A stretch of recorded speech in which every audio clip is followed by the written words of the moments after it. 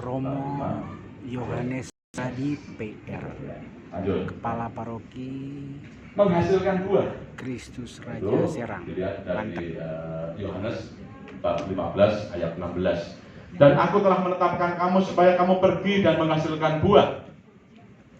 Nah ini, jadi sesulit apapun kehadiran kita tengah-tengah masyarakat, mungkin saya tinggal di situ itu bukan sebuah kesengajaan, gitu.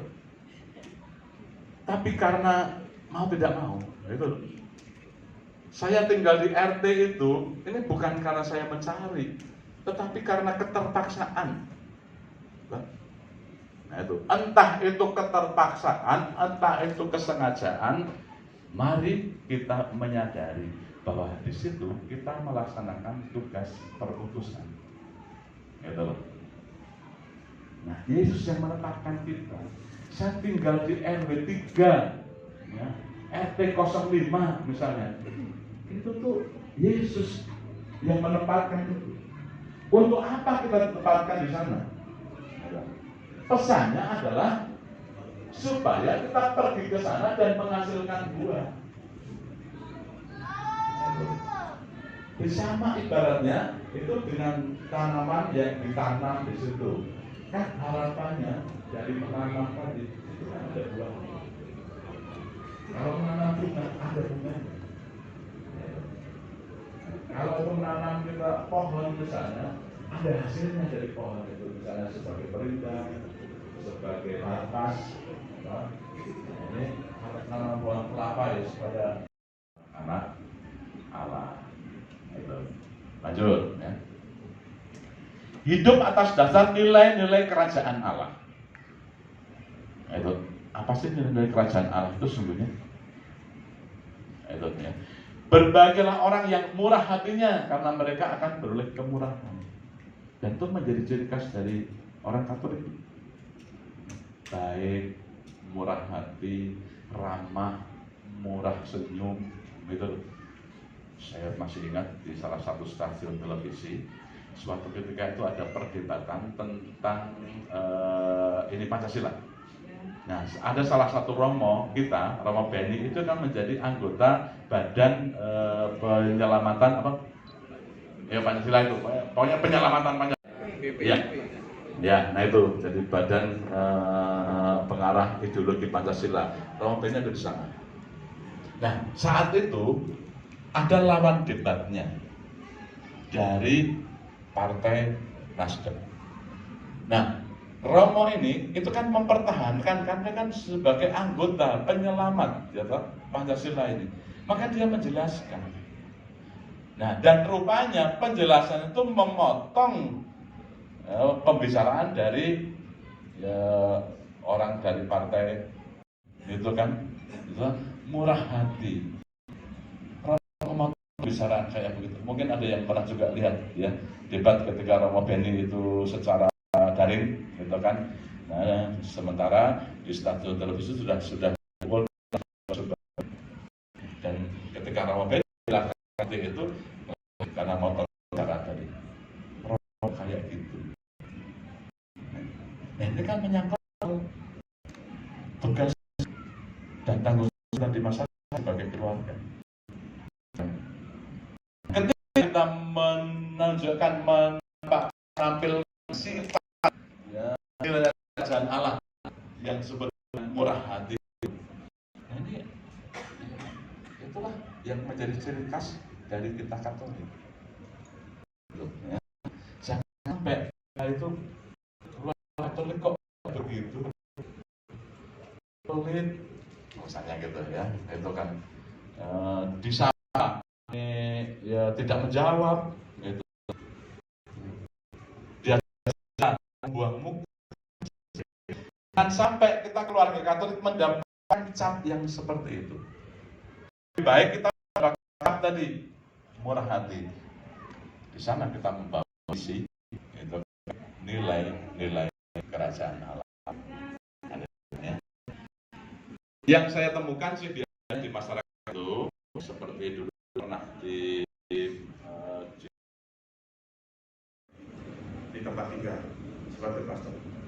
Itu mungkin sedikit sharing dari saya. Terima kasih.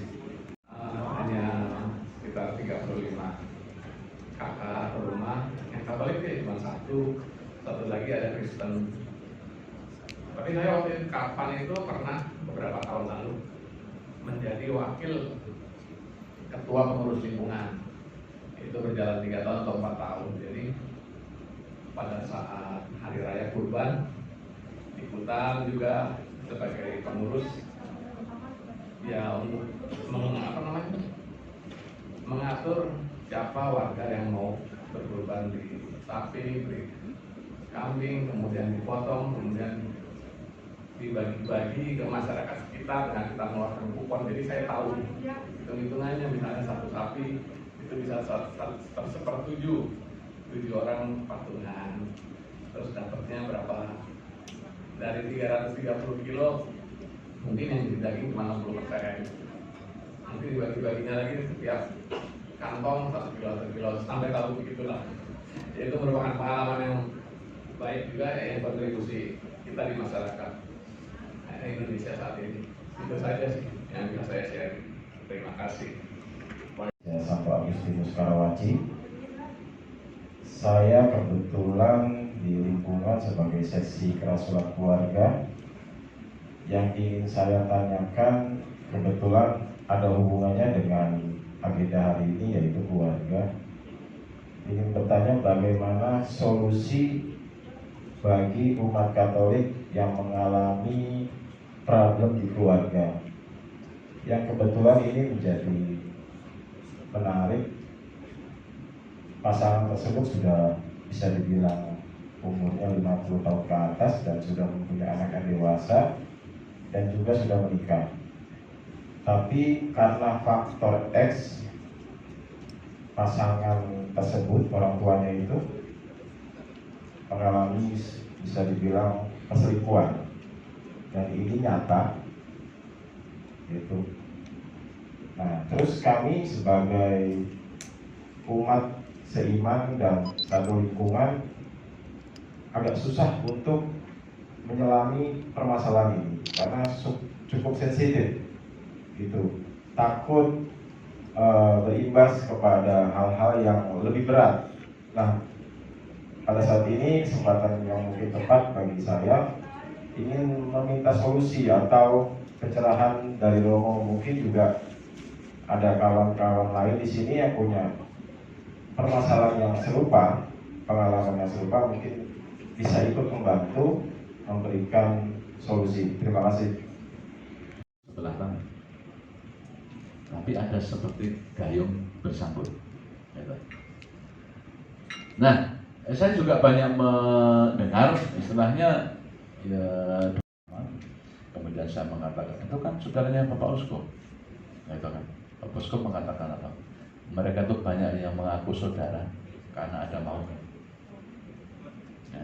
Tapi ketika persoalannya sudah beres, ya boro-boro kenal, gitu. Yang tadinya datang menganggap saudara. Mungkin godaan-godaan seperti ini sebenarnya, ya. Yang seringkali kita itu kan karena kebaikan kita, itu kan kita memberikan, ya. Tapi setelah kita bantu, setelah kita coba untuk memberikan tadi jalan keluar dari persoalan itu, ternyata merampok, gitu. Ya.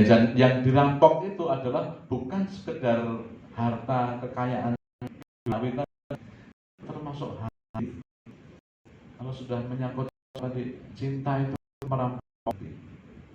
Mestinya itu sadar, ya, bahwa orang yang sudah berkeluarga itu ya cinta itu ya milik mereka berdua. Gitu. Cinta benda dibagi-bagi, tapi cinta akan bisa dibagi. Sampai ke rupiah-rupiah yang paling kecil gitu kan, kalau itu benda ini bisa dibagi. Roti ini bisa dibagi 10 persis, beratnya sama, bentuknya sama gitu kan ya. Tetapi kalau hati itu kan nggak bisa. Nah ini jadi mungkin solusinya adalah bagi kita itu ya, kita sebagai pelaku dari keluarga-keluarga yang harus menjadi teladan di tengah masyarakat tadi, kita jangan pernah tergoda untuk mengusik rumah tangga orang, untuk juga tadi mengganggu cinta orang. Gitu. Itu haknya mereka berdua. Gitu. Nah ini, jadi ketika kita mencoba untuk masuk dengan segala macam bentuk-bentuk tawaran-tawaran yang menarik, misalnya gitu, soal pekerjaan aja misalnya, gitu. Untuk kamu mah nggak usah bawa apa-apa, bawa aja dirimu sendiri, gitu kan, datang ke kantor.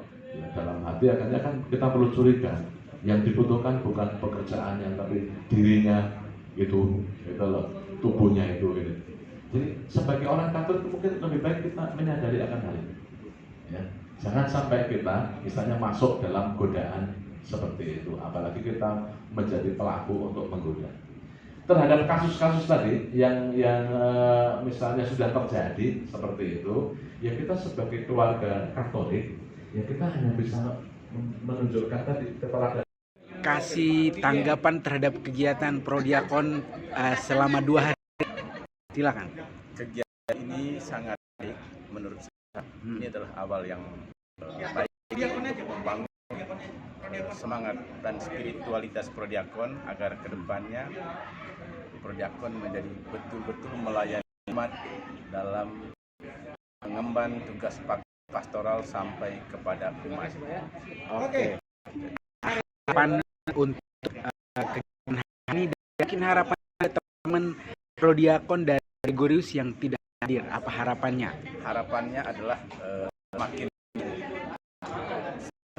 dilakukan kegiatan seperti ini agar para Prodiakon tidak hanya yang hadir hari ini, tetapi juga Prodiakon lain kesempatan untuk mendapatkan